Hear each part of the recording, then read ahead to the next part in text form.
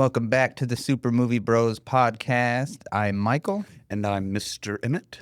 Mr. Emmett. Oh, well, we should probably talk in accents then. No. No accents? No. Why not? Because that's one of the things I didn't like about this movie. Was the accents? Yeah, it's all posh. I kind of like the poshness. We watched a really, really old movie this week. The reason why I chose what I chose was, the movie is Goodbye, Mr. Chips from 1939, which is why there are only 4 of you watching this right now, which is fine. But no, I've heard from multiple uppity type people that 1939 was like the golden year of Hollywood. And I was curious as to why, besides the obvious ones like Gone with the Wind and Wizard of Oz, and the third 1939 movie that I'm forgetting about isn't Singing in the Rain or something. Yeah, I don't know. It sounds like you were bored, and you were like, I could see you being bored, and you're searching, just going down a rabbit hole, and you're like, you're in cinema history. No, I've had multiple people say that. And they relate it to, because that's when World War II began in Europe, and and kind of what the state of America was in at the time, and kind of it's interesting to know the culture, at different times. No, when you said it, I was like, what the hell? But I was like, you know what? I'm open to it. I was like, it's by far the oldest movie we review probably ever. Maybe, I don't know. We'll see how it goes. But you made a comment that made it sound like it wasn't for you. Oh, no, it's just the accents were annoying a little bit. Oh, I meant before the accents before thing. off the air. Off the air. Well, let's get into it then. No, I thought it was. Well, you take it away first. Let me get my notes out because this. You have notes about this. This was yours. This was your joint. So. Yeah, I always. It seems that you pick one that's like fun or just obviously bad, and I'll pick one that I'm like, ooh, I hope this is really good. Curiosity. I like this movie a lot. I had a baby about 6 weeks ago, and so I tried to watch the first 25 minutes of it, and that was a problem. I fell right asleep. So I was like, you know what? I'll finish this at work. 5 minutes in, while I'm watching it at work, you fell asleep. Yeah, I was standing up working, and I just passed right out. No, is when our main character, Mr. Chippington. Or Chipping, what was it? It's Mr. Chipping. Chipping. Yeah. Chippington would be more the whole time, English. Well, and I think they do call him that, but the whole time I thought his legit last name was Chippy, but it's Chipping. Yeah, Chipping. And so until I think I was just kind of reading about the movie while I was watching it, and I was like, oh, they're saying Chipping, not Chippy. And then they finally call him Mr. Chips, and everyone loses their shit and thinks it's the funniest thing in the world, but that's neither here nor there, just the name of it. Because, it's a weird name, Mr. Chips, but it makes sense by the end of the movie. Yeah. No, they had to zoom in on the kid when he says it and everything. They were a little more on the nose back in the day. Is one thing I would take from this, if it can, speak for all old movies, which it can't. Anyway, sort of. Yeah. But no, for us, when we're looking backwards, and it can just be an example, but I would hope 5 years from now, hundreds of episodes in, we're like much more, ooh.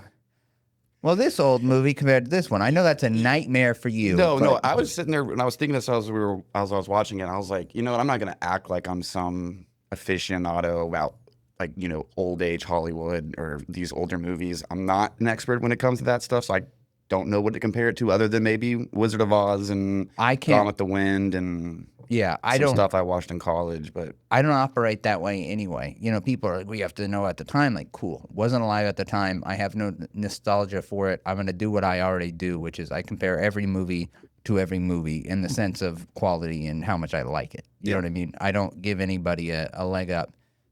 Well, I meant like in the point as in like I don't recognize any of the actors or know anything about the directors. I'm much more knowledgeable. I looked into it a bit, but it wasn't that interesting. I think there was something interesting that I've already forgotten, but no. So Mr. Chipping is a teacher. Starts out being a little bit of a pushover, and then the part that I'd gotten to where I was actually getting interested while I was at work is when he gets stuck up on the mountain with the. What's her name? Oh, you don't remember her name? I don't remember. I'm bad at names. Yeah, no, but Catherine or something. Yeah, but it's just funny because she's just like, you've you idiot. What are you doing? So, yeah, no, Trying to come save me? I was like, oh, this movie's actually pretty progressive for like a 1939 movie. And in a good way. Like, I actually really liked like the dynamic between the two of them. I thought it would be cheesy, but I liked it. somehow he stumbles his way up a mountain and finds the love of his life. Like Yeah. it's like the way he goes up the mountain is really hilarious, and they make it seem like it's this treacherous kind of thing, and yet somehow he finds his way to the top of the mountain, and it's like this one big joke. She's like, "I'm just up here eating a sandwich," Yeah. and then next thing you know, they're married, and well, Yeah. tragedy Right. strikes. Yeah. Right. No, that was lasted a little bit. that was a hit, dude, because she was cool. Yeah, so he meets this lady, top of a mountain. They share a sandwich together. I think it was a sandwich, doesn't really matter. And then they run into each other again in Austria, I think, right? Mm-hmm. And then I don't think this was how things were back in the day, but they're like, "Oh no, yeah, y'all are getting married." And he's like, "What? Yeah, we've already got." Yeah, I was right. like, No, that was funny. Where she's like, "Oh, they already picked out a chapel. Let's go." 'Cause Yeah. he thinks she leaves, and they're like all sad, and they're like, "Nah, we already got a chapel for you." yeah, it was like some joke. Kinda, yeah. Well, I think that's one big thing about this movie is it does. Normally if you have like a plot point in a movie, it's like set up in this scene, a few more scenes, payoff. Oh, this one immediately kind of pays off. No, It's so it'll the be like next- this scene, set up, next scene, payoff, Yeah, and you're just like, this is weird. and the whole movie's kind of like that. No, 100%. I do have to say, so it gets to the point, yes, she dies, and we're summarizing this very quickly so we can talk about the details, I think. Padme's. What? Oh, I guess Luke and Leia survived. So Yeah. Yeah, no, this Great, would she's be a not like very Padme. different end to Star Wars. never so that mind, would- scratch that. Yeah. No, she dies off screen, as does the baby that you never see. Yeah. And then it just skips forward more time, and then, he's still being a good teacher and all that. But then I thought it was funny. I thought we were near the end of the movie whenever he was like, "Oh, I got any news?" And he's like, and the Archduke killed I had another that in my country. notes. And I was like, and in my head, I thought it was going to kind of end off like that, and then it would just be like World War I was about to begin, and I was going to be like, "Kyle, did you catch that?" No, actually, there was like 20 minutes of movie left, and we got pretty heavy on the World War I stuff, which was actually that was also very interesting to me. I will say though, while I think they did very well with it overall, that friend he went to Austria and all that with, was like the best side character. The one at that got him out of his Yeah, basically, shell. yeah, got him out of his shell is the reason he met his wife that he loved so much and everything. He was a really nice guy, and they even, basically say that he died fighting for the German side, and then the kids are like, just some of his crazy ideas to care or whatever. But I just thought that was really well done, that it's not every individual person is evil on the opposite side. Yeah, and I like this movie because it's like a remarkable story about, on the surface, a pretty unremarkable man. He's just kind of mundane, very shy. He's, like you said, he's kind of a pushover, but he's always comes across like a very warm soul and very sweet. But he doesn't really have anything about him that's like exciting or anything. He's just kind of your average professor, but then he just stays there so long. So so the whole movie, is him through the years. It's kind of just going through his life while he's sleeping. And it's surprisingly was a very interesting story, even though there's no real antagonist in this movie. There might be an issue, but like you said, it pays off or it gets resolved the next scene.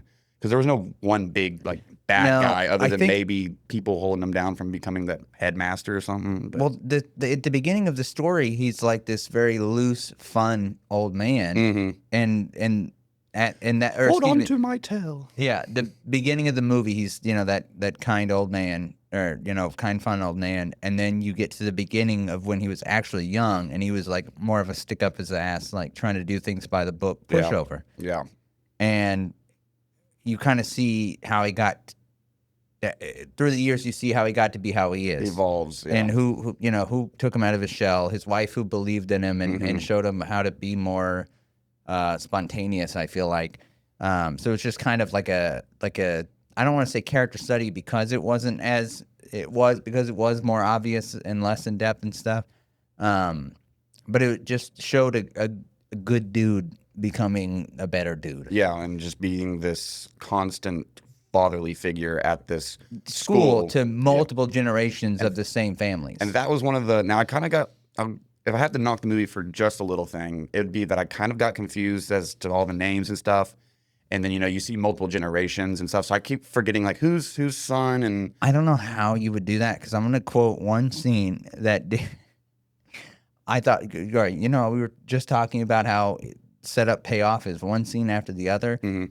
The scene where the one kid is all like, "Oh, I want to join up," and he's like, "It's going to be over before," Yeah. And then the very next scene, they're like, "Oh, he's dead," and then it's Yeah. like they're like, I don't know, it's been about 30, 40 seconds. What if the audience forgot? So they play a little overhead of like a flashback of the kid saying it, and I'm like, that was 45 seconds ago. I didn't need that. Yeah, What the hell? I did pick up on that. Yeah, they did some. Now I don't know if this was innovative for 1939, but they did a lot of crossfading and like off. Yeah, it's like non-diegetic, like the kid, his line from 45 seconds ago, playing it in his head. Yeah, that was a little on the nose on that one. Yeah. But yeah, and then you get to see these kids. Like I think one, I don't even remember any of those names actually, but you Collie's see the one like I three remember. generations of the same family. Collie. Yeah, like Yeah, that's Collie the big 1, one. 2, and 3. Yeah. No, and I think that one was the hardest hitting because I remember one. I think that was supposed to be the most important one because I the think first so. one, I feel like there was a little bit of a journey with winning him over. And then the second one is the one that died in World War I. And, he had. See, I missed that. I saw it, it just didn't register. Yeah. The second one, he died in World War I, and he was like, "Oh, go visit my wife and yeah. kid." And then at the end of the movie, he sees the kid, and the kid's like, "Oh, my name's Collie," and he's all like, "Oh, shit, I knew Collie. I knew your father and your grandfather." And yeah. So yeah, I think one thing they did really well in this is the makeup, because he really does look like an old man, I think, at the end. And I think the guy was only like 34 when he was doing this. Yeah. So- Haley even told me that she thought the first to the second, she was like, "Well, it just changed actors," and I kind of thought it did too, but it didn't. I did too. I was like, I went and looked. I was like, they got multiple people playing this. It's like, no, it's the same guy. And I don't know, it didn't come across like silly, like the way they made it Not look. at all. It, Not at all. it totally was believable, for me at least. And yet we do such a shit job now. Yeah, I know. If you could have done it before 1940, I think the black and white does help. Yeah, the black and white helps because they There's can no really, detail. they There's no can really detail. go over the top with the colors and stuff, Yeah. and it doesn't come across on screen. Yeah. Kind of like stage makeup, I guess. You Yeah. have to really, really over exaggerate. But yeah, so I was saying, yeah, it's a remarkable story about an unremarkable guy, but You're underselling him. it's really surprisingly funny too, though. There's some really good goofy parts, and I don't think I ever laughed, to be honest. what? Tell No, me. I'm just kidding. I tell me didn't what ever it like feels. go. Yeah. That was funny. No, You would have to say it it was like just a that. giggle. It was just a. Yeah. I think I wrote down the line. Like my phone keeps turning off, but yeah, there's some cute parts in it Yeah. that I liked. Absolutely. Oh, you were. Yeah, this. Yeah, keep going, please. While I get this. Okay. I'm trying to think. You want to know one of the random facts I learned about the main actress, the one that played his wife that we can't name? I was trying to find a way to introduce it. It was just weird. But she married a guy that she was in a play with that played her son, and everyone was like, "That's weird." Oh, really? Everyone got mad at the age difference. Even the 50s, it was always, I guess, older man is the way to go. Older women, Yeah. people get mad. Because she's supposed to be significantly younger than him.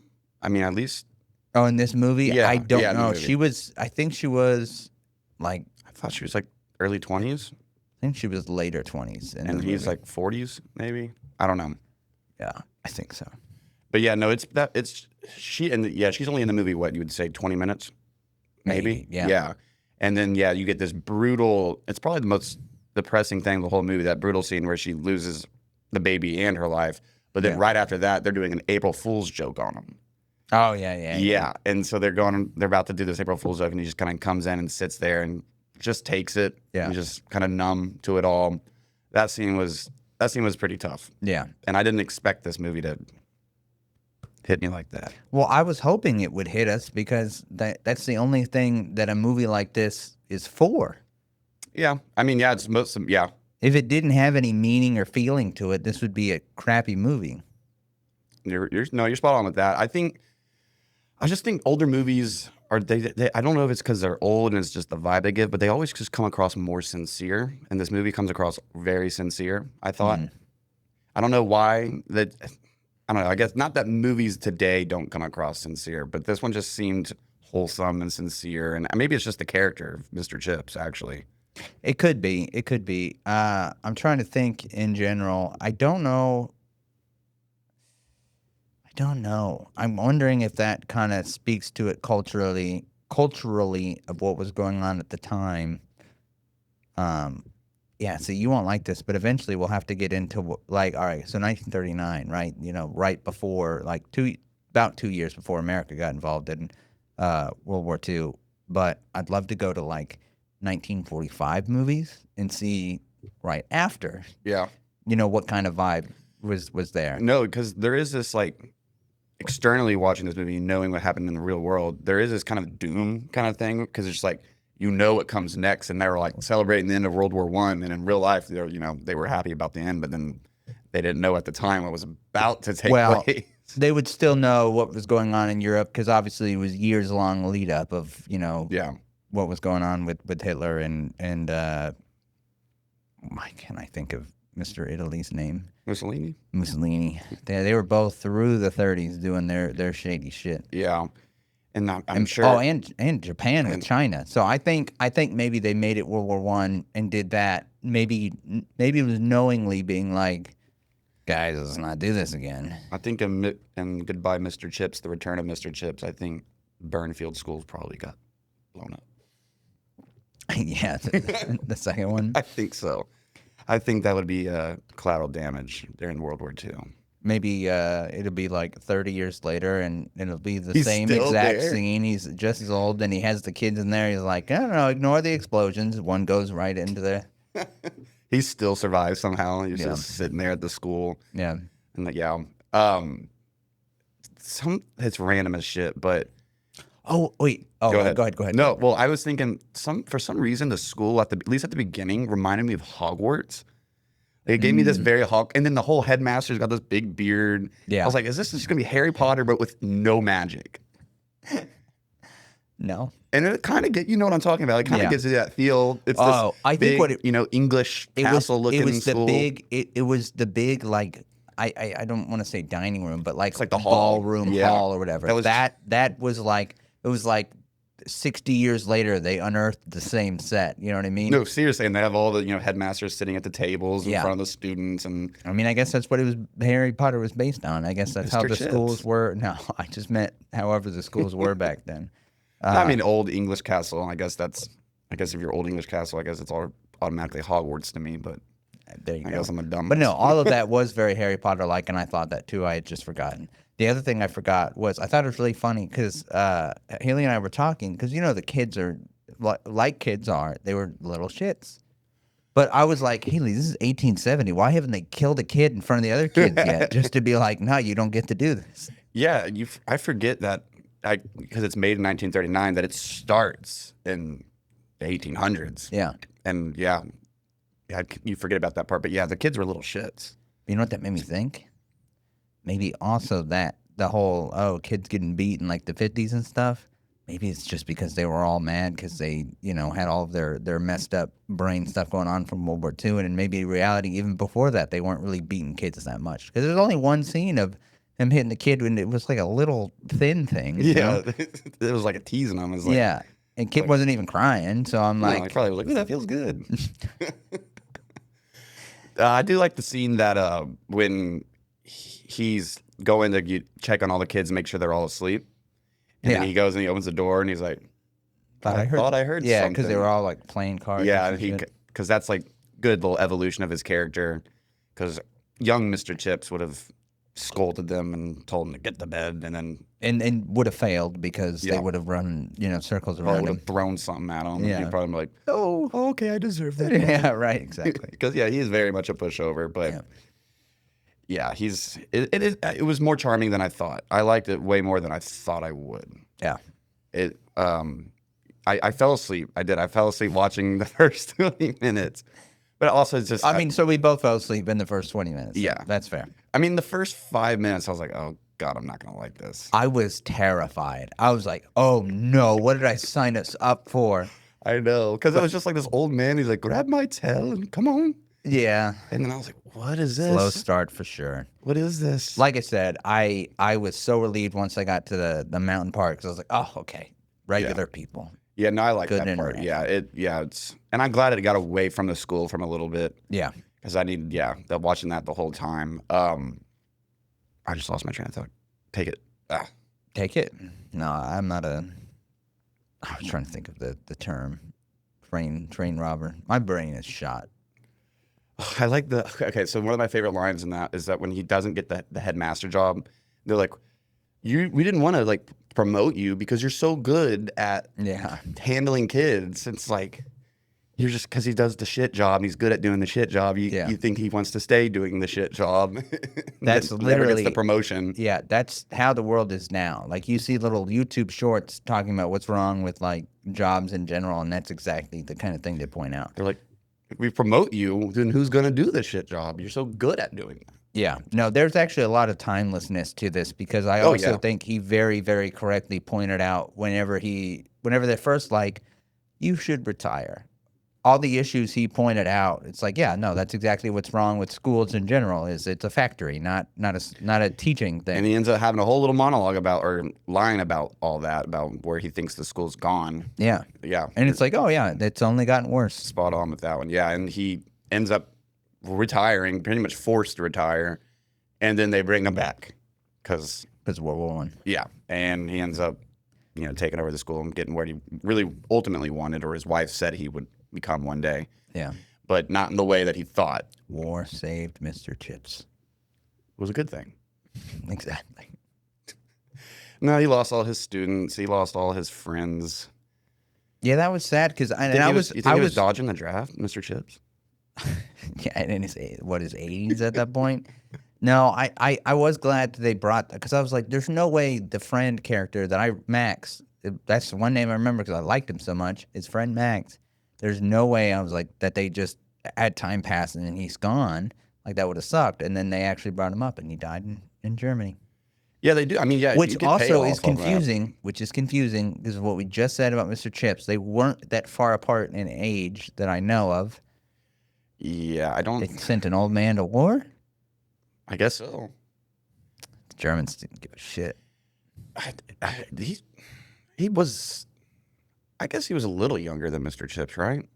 Maybe, but if so, it would have been 10 years. And by that point, Mr. Chips was in his 70s or 80s. So this guy was what, 60s, 70s? Hey, must have been a hell of a soldier At best, like 58? at best. Yeah. Yeah, no, that doesn't. Don't think about it too hard. I only Yeah. just now thought of it, to be honest. You think about it too hard. Yeah, some stuff probably doesn't line up age-wise. But Yeah. so when he's at the end of the movie, how old is he supposed to be? I don't know. 100? I doubt it. Because take into account, so it started when he was in 1870. Let's say he was like 30, all right? I doubt it, but let's say he was 30.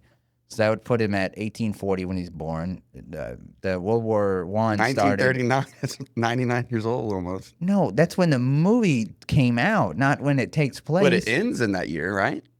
No. What year does the movie end? God, do you in know the how movie? awful that? Do you understand how awful that would be? Because that's when World War II started. Is in 1939. Yeah, I guess that wouldn't make sense. No, World War I started in 1914, or it was 1914 or 1915, and then it went on to like 1919. So, 1920. and the war was over at the end of the movie. So, yeah, he's about 80 or something. They worked that dude to death, literally. But it's what he wanted, I guess. He did. Well, yeah, no, he lived at the school or whatever. Yeah, he lived at the school, Yeah, that was like and he still lived there when he wasn't working there too. yeah, that was interesting how that works. Why does he love that job so much?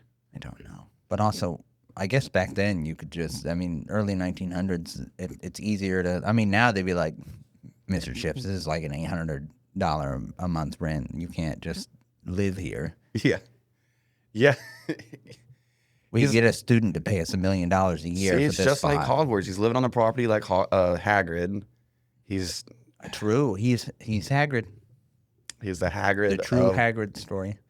That's true. It's really, when you think about it, he is very Hagrid-ish. Mm-hmm. But yeah, no, they worked him to death, and then they made fun of him right Almost before made a terrible joke. they made fun of him right before he's dying. They didn't give him a lot of respect. Pity he never had any children. What did you say? Oh yeah. Well, he kind of did. I thought he was gonna be like, I had a child, they died, and then he's like, I had thousands of children. That was a better answer. And all boys. Yeah, that was. Yeah, But it's 1939. I think that was another thing to tell the audience. He's talking about the students as if we needed that help. Yeah. This all was not a movie that trusted its audience. No, they like fed them along the way. Yeah, yeah. Here you go, here Yeah. you go, and they think the audience might have an attention span of a gnat.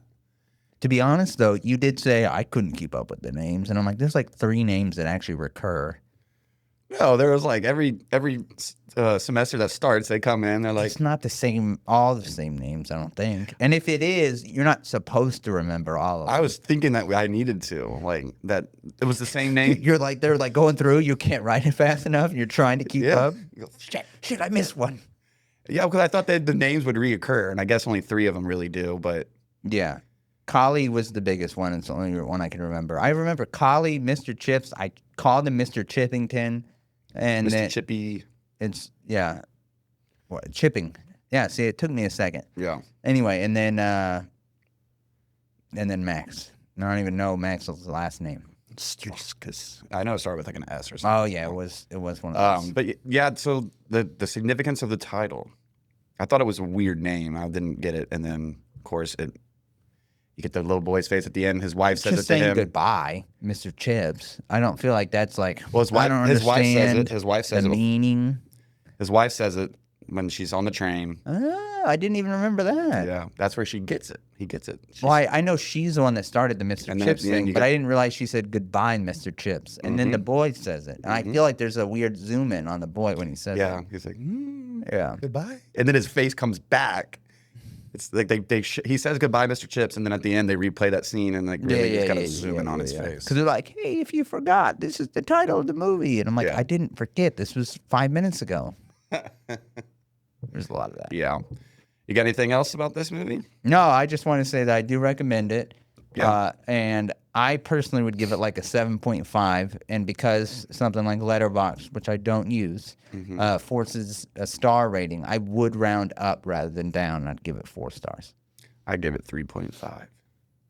Yeah, no, That's exactly what I did give it, honestly. Mm. It's true. But yeah, no, for a 1939 movie, I think it's very, like you said, I think it's timeless. And I think Yes. it's accessible. It doesn't seem so dated that I don't think it does. It feels like, I don't know. Yeah, it's not. It really, really doesn't come across super dated in anything except certain decision-making things that other movies could do now. They just don't. Yeah. Yeah. It's this thing, it holds up. It holds up Yes. for sure. And I had never heard of this movie until you texted me about it. So I'm surprised I never heard of it because it is. I could see why it's up there. And Well, the big thing was like I said, I wanted a movie from 1939, but what I picked instead of what won Best Picture, which we would have gone with, Gone with the Wind or something, or one of the other more famous ones. I didn't want to go with one of the 3 big ones. This one, he did win Best Picture for the Oscars that year. good. So- No, it was No, I just said Best Picture. didn't Best I? Actor. I did.